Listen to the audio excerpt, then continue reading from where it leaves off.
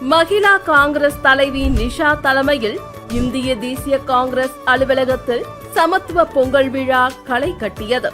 இதில் காங்கிரஸ் தலைவர் we Vaithilingam MP, முன்னாள் முதல்வர் வி நாராயணசாமி, சட்டமன்ற உறுப்பினர் எம் வைத்தியநாதன், முன்னாள் சட்டமன்ற உறுப்பினர் எம்என்ஆர் பாலன் ஆகியோர் கலந்து கொண்டு சிறப்பித்தனர். மகிழா காங்கிரஸ் உறுப்பினர்கள் மற்றும் ஏராளமான பெண்கள் கலந்து கொண்டு சமத்துவ பொங்கல் வைத்தது மட்டுமின்றி அவர்களை உற்சாகப்படுத்தும் விதமாக மியூசிக்கல் சேர், உரியடிக்கும் போட்டி, கயிறு இழுக்கும் போட்டிகளும் நடத்தப்பட்டது. மேலும் கும்மி அடித்தும் நடனமாடியும் மகிழ்ச்சியை பெண்கள் வெளிப்படுத்தினர்.